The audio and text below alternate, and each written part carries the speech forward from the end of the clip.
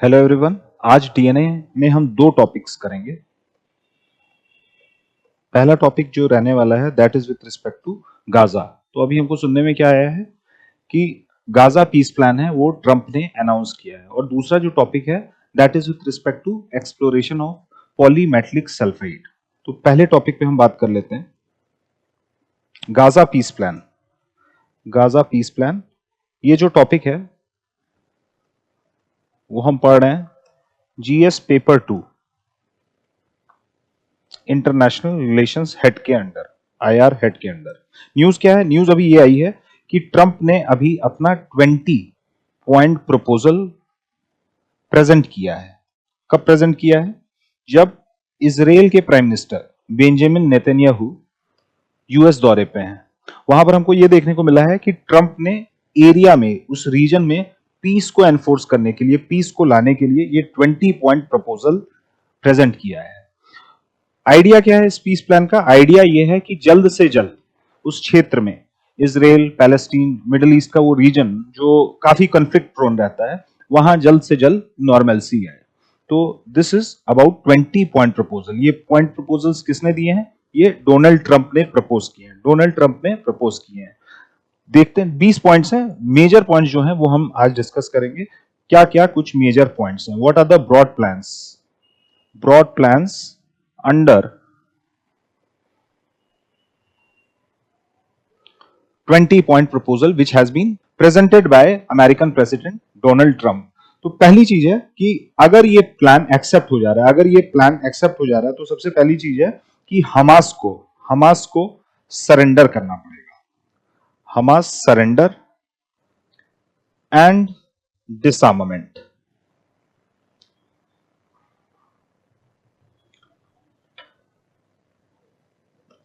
Once this proposal is accepted by both Israel and Hamas, सबसे पहला काम क्या होगा? हमास को सरेंडर करना पड़ेगा। उनके पास जितने भी हथियार हैं वो सरेंडर करने पड़ेंगे। दूसरा पॉइंट क्या है? एक चीज और है, हमास जब सरेंडर करेंगे तो उसके बाद इस 20 पॉइंट प्रपोजल में एक बात और बोली गई है कि जो भी हमास के एक्टिविस्ट हैं, जो भी हमास के फाइटर्स हैं, उनको एक सेफ पैसेज प्रोवाइड किया जाएगा। उनको एक सेफ पैसेज प्रोवाइड किया जाएगा कि अगर वो गाजा वाला क्षेत्र छोड़ के कहीं जाना चाह रहे हैं तो they would be free to go, they can go to any country they want.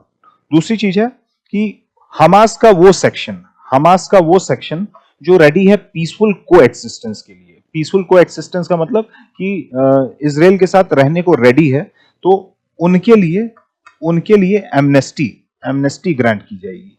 ये किन हमास सेक्शन के लिए है? ये उन हमास के सेक्शन के लिए है जो पीसफुल को एक्सिस्टेंस के साथ रहने को तैयार हैं इजरायलीज के साथ। दो पॉइंट्स ये हो गए। तीसरा पॉइंट क्या कहा गया है कि शांति बहाल करने के लिए एक इंटरनेशनल स्टेबलाइजेशन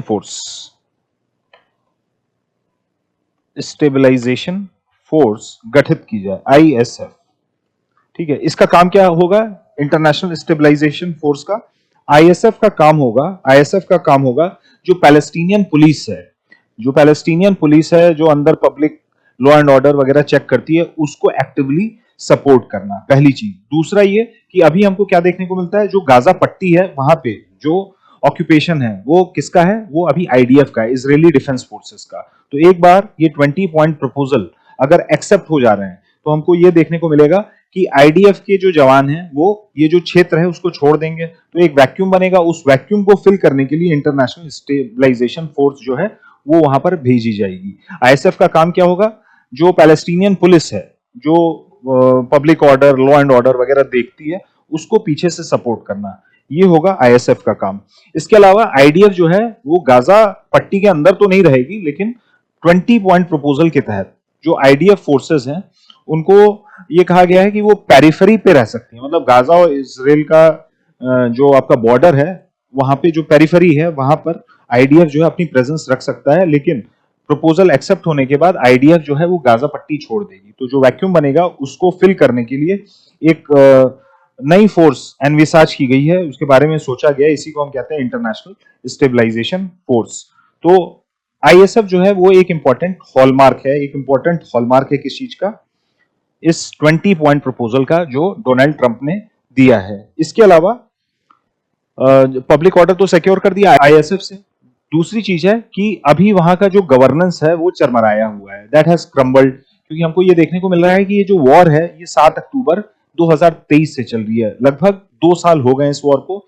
और इसकी वजह से ये हमको देखने को मिला है कि जो वहां की लोकल पॉपुलेशन थी पैलेस्टीन की, उसका ऑलमोस्ट 10% हिस्सा जो है वो वाइप आउट हो गया है। जो एग्जिस्टिंग गवर्नेंस स्ट्रक्चर होते थे वो आपके क्रम्बल डाउन कर गए हैं। तो गवर्नेंस स्ट्रक्चर को दोबारा से रीस्टोर करने के लिए एक और प्लान बनाया गया इसी 20 पॉइंट प्रपोजल में, जिसका नाम है the day after plan. The day after plan ये किस लिए बनाया गया है? ये एक स्टेबल गवर्नेंस स्ट्रक्चर को एंश्योर करने के लिए या इंस्टीट्यूशनलाइज करने के लिए बनाया गया है। इसके तहत क्या किया गया है? इसके तहत ये सोचा गया है जब तक मतलब पूरी तरीके से नॉर्मलसी नहीं आ रही है, पूरी तरीके से वहां पे एक कहिए कि रूल एंड ऑर्डर जो है वो एस्टैब्लिश नहीं हो रहा है, तब तक वहां पर एक टेम्पररी ट्रांजिशनल गवर्नमेंट जो है वो बहाल की जाएगी। ट्रांजिशनल गवर्नमेंट है वो बहाल की जाएगी, उसको इंस्टीट्यूशनलाइज किया जाएगा। और नेचर क्या रहेगा इस टेम्पररी ट्रांजिशनल गवर्नमेंट का? इसका नेचर रहेगा ये ए पॉलिटिकल रहेगी, मतलब एग्जिस्टिंग जो पॉलिटिकल फिगर्स हैं आपका पैलेस्टीन क्षेत्र में, चाहे वो पीएलओ के लोग हो गए या हमास के लोग हो गए, वो लोग नहीं रहेंगे। जो एंटायरली जो ए पॉलिटिकल लोग हैं वो रहेंगे, और इसमें बेसिकली टेक्नोक्रेट्स रहेंगे। मतलब जो एस्टैब्लिश्ड पॉलिटिकल लीडर्स हैं उस क्षेत्र के, उनको नहीं शामिल किया जाएगा। इसमें किसको शामिल किया जाएगा? जो टेक्नोक्रेट्स हैं और जो ए पॉलिटिकल लोग हैं। ए पॉलिटिकल मतलब जिनका किसी पॉलिटिकल एफिलिएशन से वास्ता नहीं है, और टेक्नोक्रेट्स का मतलब क्या हो गया? टेक्नोक्रेट्स का मतलब हो गया अपने अपने एरिया में एक्सपर्ट। मान लीजिए कोई इंजीनियर है, मान लीजिए कोई इकोनॉमिस्ट है या स्टैटिस्टिशियन है जिसकी एक ग्लोबल रिकॉग्निशन है, ऐसे लोगों को इस टेम्पररी ट्रांजिशनल गवर्नमेंट स्ट्रक्चर में शामिल किया जाएगा। तो ये टेम्पररी ट्रांजिशनल गवर्नमेंट स्ट्रक्चर लाया क्यों जा रहा है? ये एक गवर्नेंस का जो हमको वैक्यूम देखने को मिल रहा है पिछले 2 साल में, जो क्रिएट हो गया था 2 साल में, क्योंकि इतना ज्यादा अपहीवल था, वहां का एग्जिस्टिंग जो गवर्नेंस स्ट्रक्चर था वो क्रम्बल डाउन कर गया था। तो उसी को फिल करने के लिए, उस वैक्यूम को फिल करने के लिए 20 पॉइंट्स में एक पॉइंट इंपॉर्टेंट ये भी है कि एक टेम्पररी ट्रांजिशनल गवर्नमेंट हो। अगला जो एक इंपॉर्टेंट पॉइंट है वो ये है कि हमको ये देखने को मिला था कि गाजा में जो एंट्री और एग्जिट पासेस थे उसको इजरायली डिफेंस फोर्सेस ने पूरी तरीके से सीज कर दिया था। और इसकी वजह से जो एड का फ्लो है, जो इंटरनेशनल बॉडीज और भी जो कंट्रीज गाजा में कुछ एड भेजना चाह रही थी, फूड सप्लाईज भेजना चाह रही थी, मेडिकल सप्लाईज भेजना चाह रही थी, वो रुक गया था। उसको दोबारा से रीस्टोर करने की बात की गई है कि मतलब जो फ्लो ऑफ एड है वो आपका बिना किसी रेगुलेशन के, बिना किसी विघ्न के आराम से चलता रहे। इसके अलावा एक मेजर चीज है होस्टेजेस का रिटर्न। हमको यह पता है इस पूरे प्रकरण में 7 अक्टूबर 2023 की घटना है, जब हमास के कुछ मेंबर्स इजराइल में घुसते हैं और वहां से काफी लोगों को मतलब वो न्यूट्रलाइज भी करते हैं और काफी लोगों को बंधक भी बना लेते हैं। इसके बाद जो इजरायली फोर्सेस हैं वो स्ट्राइक करती हैं गाजा पट्टी पे, और उन्होंने भी कई होस्टेजेस हैं अपने पास रखे हुए हैं। तो दोनों पार्टीज के पास, दोनों साइड्स के पास ठीक ठाक होस्टेजेस हैं एक दूसरे के साइड के। तो होस्टेजेस को रिटर्न करने की भी प्रोविजंस जो हैं वो इस 20 पॉइंट प्रोग्राम में डाले गए हैं। इसके अलावा ये सारी चीजें इंश्योर करने के लिए, ये सारी एक बार अगर ये प्रपोजल जो है वो हमास भी, अभी क्या है इजराइल ने मतलब ऑलमोस्ट सहमति दिखा दी है कि ये पॉइंट जो 20 पॉइंट प्रपोजल है उससे हम सहमत हैं, लेकिन अभी हमास की ओर से ऐसा कोई से नहीं आया है कि वो ये सारे पॉइंट्स है उसको एक्सेप्ट कर रहा है। तो एक बार अगर ये एक्सेप्ट कर लिया जा रहा है तो इसकी पूरी जो फंक्शनिंग होगी, मतलब 20 पॉइंट प्रपोजल ऐसा है नहीं कि मतलब ये तुरंत लागू हो जाएगा, इसको लागू करने में पूरा समय लगेगा, क्योंकि इसमें एक ट्रांजिशनल गवर्नमेंट है वो भी लानी है, एक स्टेबलाइजेशन फोर्स है उसको भी इंस्टीट्यूशनलाइज करना है। तो ये सारा प्रकरण सीमलेसली हो जाए, इसके लिए क्या किया गया है, एक गारंटी रखी गई है। गारंटी रखी गई है किसके द्वारा? Guarantee by the regional players, by the regional players. Regional players कौन हो गए? जो और रेलिवेंट स्टेक होल्डर्स हैं और भी जो स्टेट्स हैं जिनका से है उस रीजन में, जैसे सऊदी हो गया, यूएई हो गया, और जो तमाम मिडल ईस्टर्न पावर्स हैं, वो गारंटी देंगी कि ये पूरा जो प्रोग्राम है, पूरा प्रकरण है, वो ठीक प्रकार से एग्जीक्यूट किया जाए गाजा साइड से, यानी हमास के साइड से। अब इसमें कुछ एक दो कंट्रोवर्सीज भी आ रही हैं। कंट्रोवर्सी क्या आ रही है? ये जो डे आफ्टर प्लान है, डे आफ्टर प्लान क्यों इंस्टीट्यूशनलाइज किया गया है? एक गवर्नेंस स्ट्रक्चर को इंस्टीट्यूशनलाइज करने के लिए, कि गवर्नेंस स्ट्रक्चर जो है वो वहां पर लैक कर रहा है, तो एक नया गवर्नेंस स्ट्रक्चर लाया जाए। गवर्नेंस स्ट्रक्चर क्यों लाया जाए? क्योंकि ऑब्वियस ही बात है, लॉ एंड ऑर्डर सिचुएशन है, वहां कुछ म्यूनिसिपल फंक्शंस होते हैं, जहां भी लोग रहेंगे वहां कुछ म्यूनिसिपल फंक्शंस होंगे, तो ये सारी चीजें कौन पूरा करेगा? ये गवर्नेंस स्ट्रक्चर तय करेगा। इसीलिए टेम्पररी ट्रांजिशनल गवर्नमेंट की बात की गई है। इसीलिए टेम्पररी ट्रांजिशनल गवर्नमेंट की बात की गई है, जो पूरी तरीके से एपॉलिटिकल रहेगी, मतलब इसमें पॉलिटिकल एफिलिएट्स जो हैं उनके मेंबर्स नहीं रहेंगे। कौन रहेगा? जो पूरे पूरे एपॉलिटिकल लोग हैं, और टेक्नोक्रेट्स रहेंगे। टेक्नोक्रेट्स का मतलब जो अपने अपने फील्ड के एक्सपर्ट्स हैं। लेकिन ये जो टेम्पररी ट्रांजिशनल गवर्नमेंट है, ये इंडिपेंडेंटली फंक्शन नहीं करेगी। इसको ओवरसी कौन करेगा? इसको ओवरसी करेगी एक बोर्ड है, जिसका नाम दिया गया है बोर्ड ऑफ पीस। ये थोड़ा सा कंट्रोवर्शियल है। कंट्रोवर्शियल क्यों है? क्योंकि ये बोर्ड ऑफ पीस है, उसको हेड कौन करेगा? डोनाल्ड ट्रंप है, वो खुद इस बोर्ड ऑफ पीस को हेड करेंगे। साथ ही साथ इसमें एक इंक्लूजन और आया है जो काफी कंट्रोवर्शियल है, वो है टोनी ब्लेयर का नाम। टोनी ब्लेयर कौन है? यूके के पूर्व प्रधानमंत्री, former prime minister of United kingdom. उनपे ये एलिगेशन है कई मिडिल ईस्टर्न पावर्स द्वारा कि जो 2003 का जो इराक वॉर है, वो उन्हीं के एक सॉर्ट ऑफ कह सकते हैं कंस्पिरेसी थियरी, या जो मिस इन्फॉर्मेशन थी कि इराक में वेपन्स ऑफ मास डिस्ट्रक्शन है, जिसके बेसिस पे जो वेस्टर्न फोर्सेस हैं इन्वेड करती हैं इराक को, लेकिन वहां से कोई वेपन्स ऑफ मास डिस्ट्रक्शन नहीं निकलते हैं, कोई न्यूक्लियर वेपन नहीं निकलते हैं। ये जो थियरी है वो किसने प्रोपाउंड की थी? ये प्रोपाउंड की थी टोनी ब्लेयर ने, जो यूके के प्राइम मिनिस्टर थे। अब ये सब किसका एलिगेशन है? ये सारा एलिगेशन है कुछ मिडल ईस्टर्न पावर्स का। तो कुछ लोगों ने मतलब इसमें थोड़ा सा असमंजस दिखाया है कि भाई इनको क्यों इंक्लूड किया जा रहा है, टोनी ब्लेयर को इस बोर्ड ऑफ पीस में क्यों इंक्लूड किया जा रहा है। बहरहाल ये कुछ इंपॉर्टेंट पॉइंट्स थे, ये कुछ इंपॉर्टेंट पॉइंट्स थे किसके? 20 पॉइंट प्रपोजल या गाजा पीस प्लान के। किसने दिया? ये डोनाल्ड ट्रंप ने दिया है। कब दिया है? अभी हाल में, जब बेंजामिन नेतन्याहू जो इजराइल के प्राइम मिनिस्टर हैं, वो आपका यूएस के विजिट पे थे। तो एक तरीके से इस पे सहमति किसकी है? इजराइल की सहमति तो है, लेकिन हमास ने अभी इस पे कुछ बोला नहीं है। Now what are going to be the implication of this 20 point programme?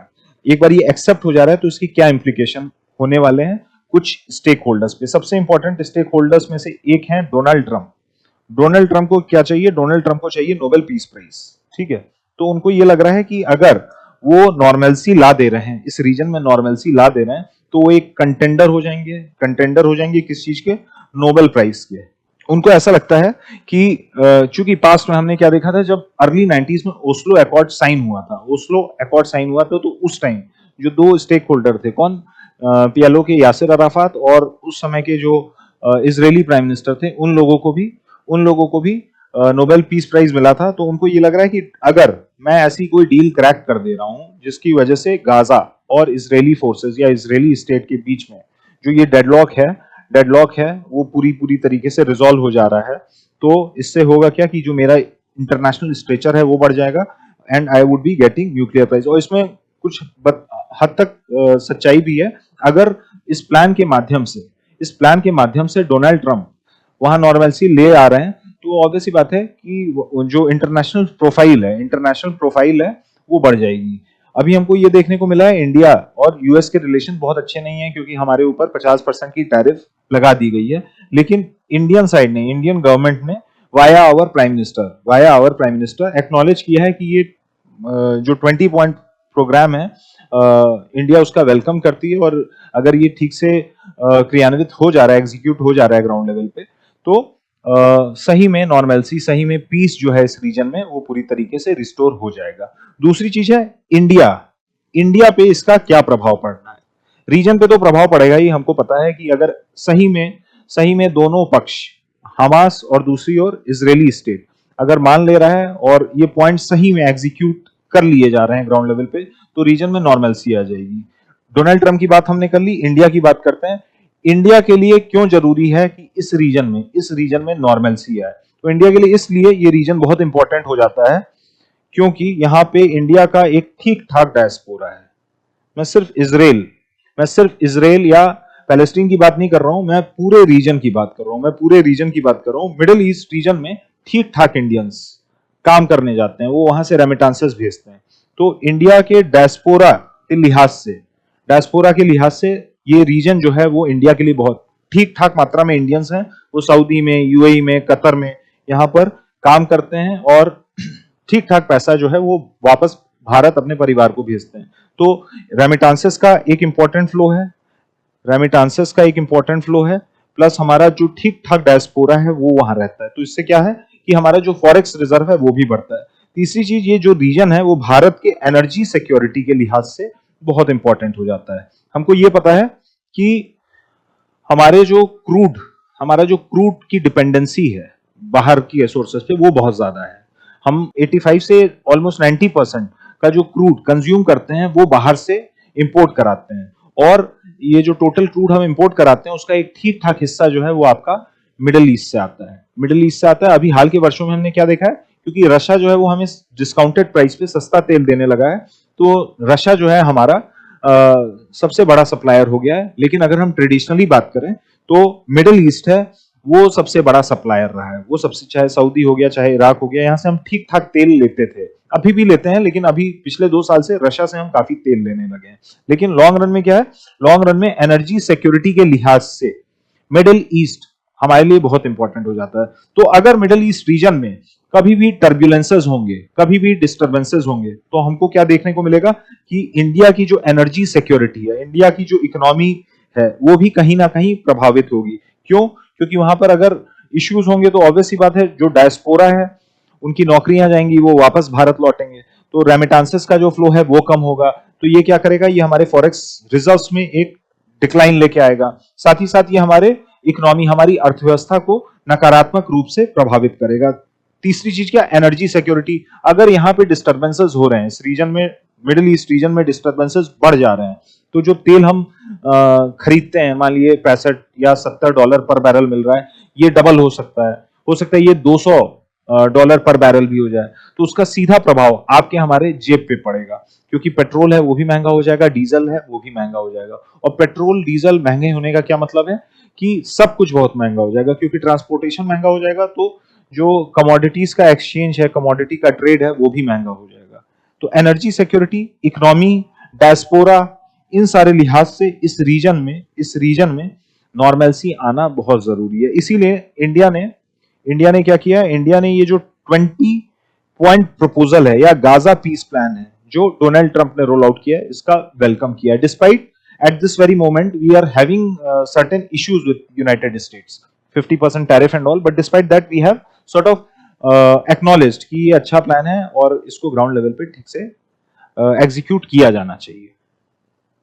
Now moving ahead to our next topic. दूसरा टॉपिक है हमारा पॉलीमेटलिक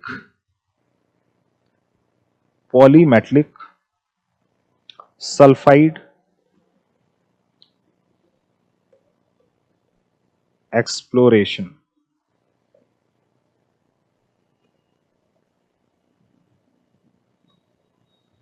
ठीक है, ये टॉपिक इसके अंडर आएगा। ये टॉपिक आ जाएगा आपका GS3 साइंस एंड टेक के अंदर भी आप पढ़ सकते हैं, और GS2 में IR, क्योंकि इसमें इंटरनेशनल बॉडीज वगैरह हैं वो भी इन्वॉल्व है।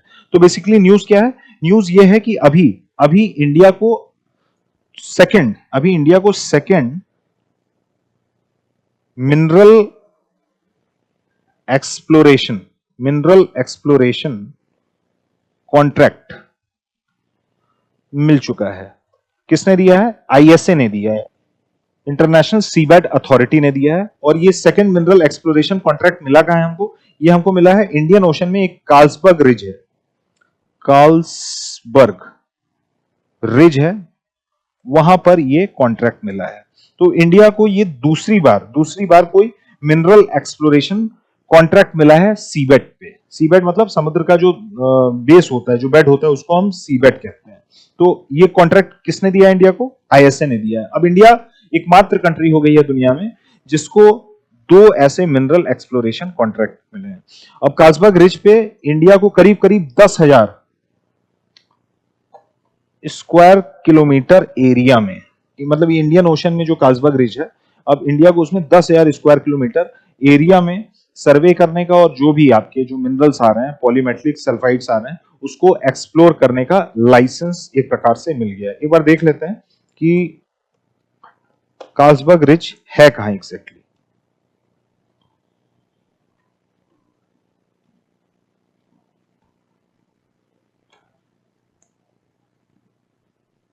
हमें काल्सबर्ग रिज खोजना है, काल्सबर्ग बियर नहीं।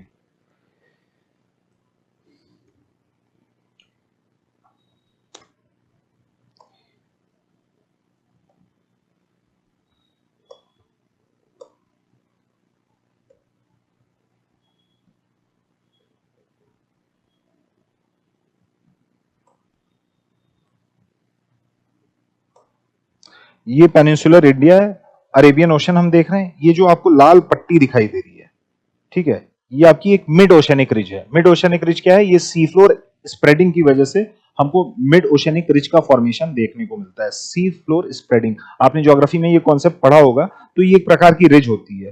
तो इंडिया का जो आपका वेस्टर्न कोस्ट है, उससे हम और थोड़ा सा डीप सी की ओर चलते जाएंगे या ब्लू वाटर्स की ओर चलते जाएंगे, तो हमको ये एरिया जो दिखता है, इसको हम कहते हैं काल्सबर्ग रिज। ठीक है, तो इसी काल्सबर्ग रिज पे इंटरनेशनल सीबेड अथॉरिटी ने हमको लाइसेंस दिया है। 10,000 स्क्वायर किलोमीटर के एरिया को हम एनालाइज कर सकते हैं और हम वहां पे मिनरल एक्सप्लोरेशन कर सकते हैं। ये इंडिया का दूसरा कॉन्ट्रैक्ट है।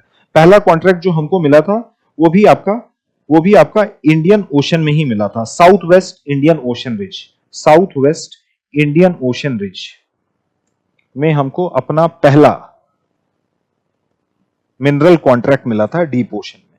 ठीक है, ये जो आपका काल्सबर्ग रिज का कॉन्ट्रैक्ट हमको मिला है, इसके लिए हमने 2024 में 2024 में अप्लाई किया था। हमने एप्लीकेशन मूव कर दी थी और फाइनली हमको क्या देखने को मिल रहा है, 2025 में ये लाइसेंस जो है ये आईएसए ने भारत को दे दिया है। अब ये लाइसेंस जब हमको मिल गया है तो होगा क्या? सबसे पहले एक बॉडी है national centre for polar and ocean research. ये एक सरकारी इकाई है। कहां स्थित है? गोवा में, national centre for polar and oceanic research.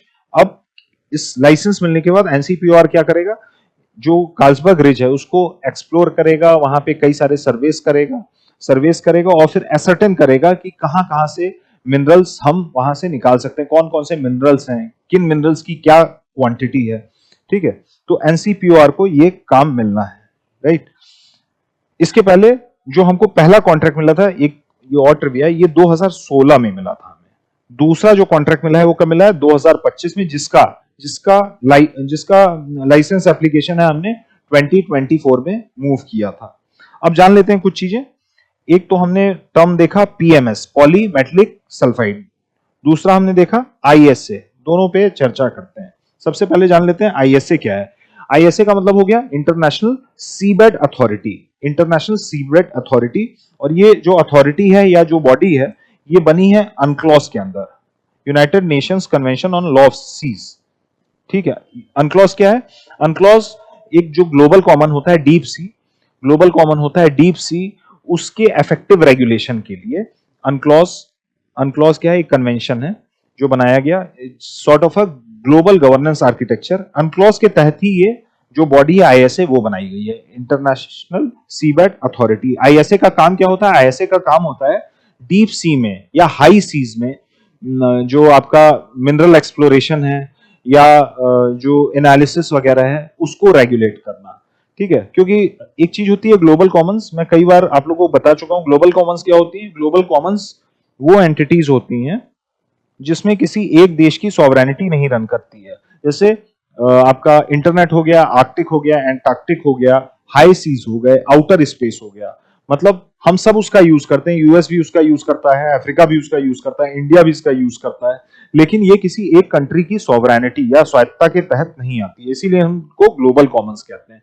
Global Commons को रेगुलेट करने के लिए हमको इंटरनेशनल कानून चाहिए होते हैं, अंतरराष्ट्रीय कानून चाहिए रहते हैं, राइट। जैसे हाई सीज है, जैसे हमारा टेरिटोरियल वाटर है, वो वहां पे तो इंडियन लॉज लग जाएंगे। लेकिन हम थोड़ा और समंदर में आगे बढ़ेंगे तो वो हाई सीज है, वो जो समुद्री क्षेत्र है वो किसी एक देश की स्वायत्तता के तहत नहीं आ रहा है। तो वो क्या हो जाएगा, वो ग्लोबल कॉमन हो जाता है, वो ग्लोबल कॉमन हो जाता है। उसको भी रेगुलेट करना जरूरी रहता है, क्योंकि वहां तो कोई नेशनल लॉज लग नहीं रहा है। तो उसको रेगुलेट करने के लिए हमारे पास कौन सा कानून है, अंतरराष्ट्रीय कानून अनक्लॉज है। अनक्लॉज है, अनक्लॉज के तहत हमने क्या इंस्टीट्यूशनलाइज किया, आईएसए, इंटरनेशनल सीबेड अथॉरिटी।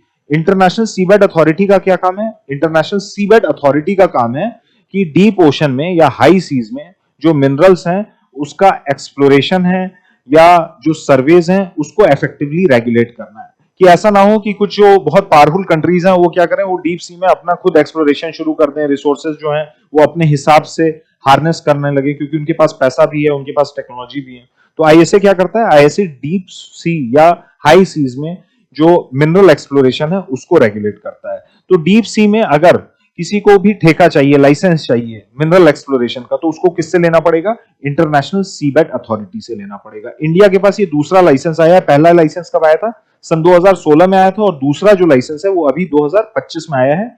इसका जो एप्लीकेशन है हमने 2024 में मूव किया था। तो आईएसए हमको समझ में आ गया, इंटरनेशनल सीबेड अथॉरिटी क्या होता है। अब अगली चीज देखते लेते हैं कि पीएमएस क्या होता है। पीएमएस का मतलब होता है पॉलीमेटलिक सल्फाइड।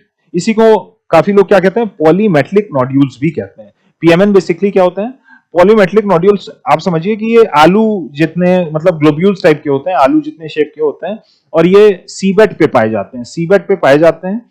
और ये जो स्ट्रक्चर होते हैं, ये नोड्यूल्स जो होते हैं, इनका शेप क्या होता है, आलू जैसा होता है, नोड्यूल्स जैसा होता है। इसमें क्या होता है, कई सारे बहुत स्ट्रेटेजिक और क्रिटिकल मिनरल्स भी हमको देखने को मिलते हैं। स्ट्रेटेजिक और क्रिटिकल मिनरल्स हमको देखने को मिलते हैं, जैसे कोबाल्ट हो गया, ठीक है, गोल्ड मिल जाता है इसमें। इसके अलावा कई रेयर अर्थ एलिमेंट्स हैं, हमको वो भी देखने को मिल जाते हैं। रेयर अर्थ एलिमेंट्स हैं, वो भी देखने को मिल जाते हैं। इन सारी चीजों की भारत को कमी है, हम कंज्यूम तो इसको करते हैं बहुत ज्यादा, लेकिन ये इंडिया में नेचुरली बहुत ज्यादा फाइंड नहीं किए जाते हैं। तो इनके कंजम्पशन के लिए हमको बहुत ज्यादा इंपोर्ट्स पे आश्रित रहना पड़ता है, इंपोर्ट्स पे आश्रित रहना पड़ता है।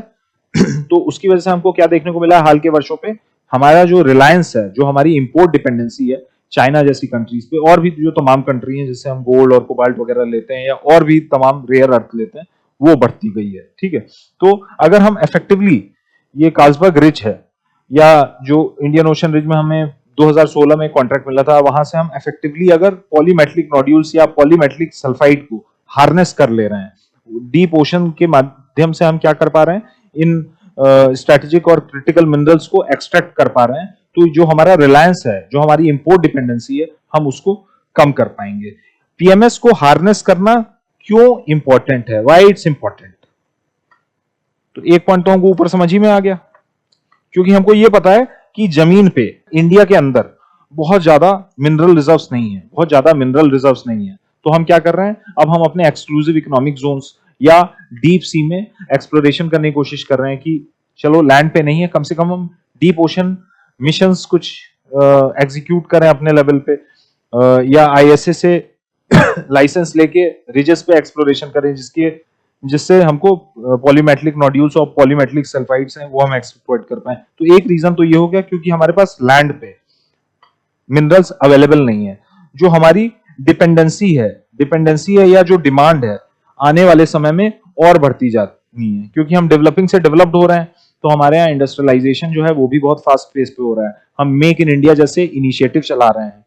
क्रिटिकल एनर्जी या आपका क्रिटिकल एलिमेंट्स की जो रिक्वायरमेंट है हमारे इंडस्ट्री को, वो भी बढ़ती जा रही है, क्योंकि हमको अपने यहाँ मोबाइल फोन्स बनाने हैं, हमको अपने यहाँ लैपटॉप्स बनाने हैं।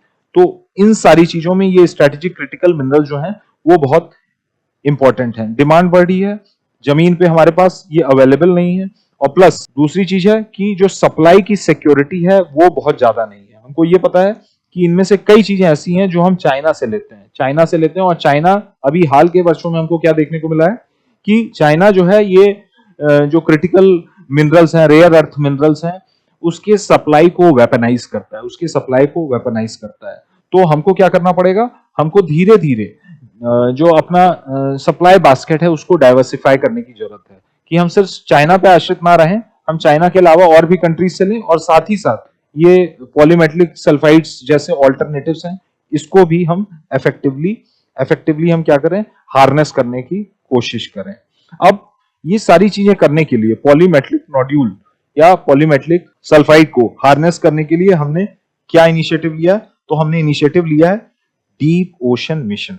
इसके बारे में आप थोड़ा सा पढ़ लीजिएगा। Deep ocean mission, deep ocean mission एक सेंट्रल सेक्टर स्कीम है जो भारत सरकार ने 2021 में चलाई है, 2021 में स्टार्ट की है। इसमें जो रेलेवेंट स्टेक होल्डर है, कौन सी मिनिस्ट्री इसको एग्जीक्यूट कर रही है? तो ministry of earth sciences, ministry of earth sciences इसको एग्जीक्यूट कर रही है। 2021 में ये शुरू किया गया है। डीप ओशन मिशन का काम क्या है? इस मिशन का काम ये है कि इस मिशन के तहत भारत सरकार क्या करने की कोशिश कर रही है? ऐसी टेक्नोलॉजी डेवलप करने की कोशिश कर रही है जिसके माध्यम से हम हाई सीज में और डीप ओशन में घुस के जो रिसोर्सेज हैं उनको इफेक्टिवली एक्सकवेट कर पाए, हार्नेस कर पाए। और कैसे हार्नेस कर पाए? सस्टेनेबल तरीके से। मतलब जो भी एक्सकवेशन हो, जो भी एक्सप्लोरेशन हो, वो जो सस्टेनेबल डेवलपमेंट गोल्स हैं उसके कंसोनेंस में हो। मतलब आइडिया ये है कि एक सस्टेनेबल तरीके से हम जो मरीन रिसोर्सेज हैं उसको हार्नेस कर पाए। इसीलिए डीप ओशन मिशन है 2021 में चलाया गया। इसी के तहत हमको क्या देखने को मिला है? समुद्रयान प्रोजेक्ट देखने को मिला है। समुद्रयान प्रोजेक्ट हम बहुत जल्दी एग्जीक्यूट करने वाले हैं। समुद्रयान प्रोजेक्ट है क्या? बेसिकली एक ऑटोनॉमस अंडर वाटर व्हीकल है। बेसिकली इसको हम और भी क्या कहते हैं? सबमर्सिबल भी कहते हैं। ठीक है, सबमर्सिबल्स बेसिकली क्या होते हैं? सबमर्सिबल जैसे आप कह सकते हैं पनडुब्बी। ठीक है, तो इसका काम क्या है? इसके तहत डीप ओशन मिशन के तहत समुद्रयान प्रोजेक्ट है। समुद्रयान प्रोजेक्ट के तहत हम एक सबमर्सिबल बनाए हैं जिसका नाम है मत्स्य 6000। ये टाइटेनियम का बना हुआ एक सबमर्सिबल है जो कि 6 किलोमीटर समंदर में अंदर जा सकता है। और ये टाइटेनियम का बना हुआ है। टाइटेनियम से इसको क्यों बनाया गया है? क्योंकि हमको पता है अंडर वाटर जो प्रेशर रहता है वो बहुत ज्यादा। तो नॉर्मल हम लोहे का बनाएंगे तो क्या होगा? ये कोलैप्स कर जाएगा, इंटरनली कोलैप्स कर जाएगा अगर बहुत ज्यादा ये पानी के अंदर चला जा रहा है। तो इसीलिए इसको जानबूझ के टाइटेनियम का बनाया गया है। और इसमें जो कैपेसिटी है 3 लोगों की है। 3 की कैपेसिटी है, मतलब 3 एक्वानॉट्स। एस्ट्रोनॉट होता है जो स्पेस में जाता है, एक्वानॉट्स जो पानी के अंदर जाते हैं। 3 एक्वानॉट्स जो हैं इसमें जा सकते हैं। कहां तक जा सकते हैं? मतलब समुद्र तल से 6 किलोमीटर, मतलब सी सरफेस से 6 किलोमीटर अंदर तक ये जा सकते हैं। इनका काम क्या होगा? इनका काम होगा यही काम, मतलब आपका जो मिड ओशनिक रिजेस हैं या आपका सी बेड है, वहां पे जो मिनरल्स हैं, जो पीएमएस हैं, पीएमएनस हैं, पॉलीमेटलिक नोड्यूल्स हैं, उसको इफेक्टिवली हार्नेस करना। अब इंडिया ये सारे काम क्यों कर रही है? Deep ocean mission, Samudrayaan project, Matsya 6000 या आईएसए में क्यों हम एप्लीकेशन मूव कर रहे हैं? हम इसीलिए कर रहे हैं क्योंकि जो क्रिटिकल मिनरल्स की रिक्वायरमेंट है, जो स्ट्रेटेजिक मिनरल्स हैं रिक्वायरमेंट है, वो बढ़ते जानी है। जैसे जैसे हम विकसित भारत 2047 की ओर मूव कर रहे हैं, हम डेवलपिंग से डेवलप्ड होने की ओर मूव कर रहे हैं, तो जो हमारी रिक्वायरमेंट है, जो रॉ मटेरियल की रिक्वायरमेंट है with respect to critical and strategic mineral, वो भी बढ़ते जानी है। मेक इन इंडिया जैसे इनिशिएटिव है, ग्लोबल सप्लाई चेन या ग्लोबल वैल्यू चेन में हम इंडियन इकोनॉमी को इफेक्टिवली इंटीग्रेट करना चाहते हैं। तो उस लिहाज से ऐसे जो मिशंस हैं बहुत इंपॉर्टेंट हो जाते हैं। तीसरा, इंडियन प्राइम मिनिस्टर का बहुत ज्यादा जोर रहता है ब्लू इकोनॉमी को हम इफेक्टिवली हार्नेस करें। ब्लू इकोनॉमी में बहुत जान है। जो हमारी कोस्टलाइन है वो करीब करीब 11,000 किलोमीटर के आसपास की है, जिसकी वजह से हमको एक बहुत ही बड़ा एक्सक्लूसिव इकोनॉमिक जोन मिलता है। वहां पे बहुत सारे मिनरल्स हैं, आपके और भी मरीन रिसोर्सेज हैं। अगर हम उसको ठीक से एक्सप्लॉइट कर रहे हैं तो ये एक इंपॉर्टेंट इंस्ट्रूमेंट हो सकता है इंडिया को अपना जो गोल है विकसित भारत 2047 का, उसको रियलाइज करने में। तो आइए आज का क्वेश्चन ले लेते हैं। ट्रम्प का 20 सूत्री प्रस्ताव क्या है? इस योजना की प्रमुख सिफारिशों पर प्रकाश डालिए। इस योजना से जुड़े कुछ विवाद क्या है? What is Trump's 20-point proposal? Throw light on major recommendations of the plan. What are certain controversies associated with the plan?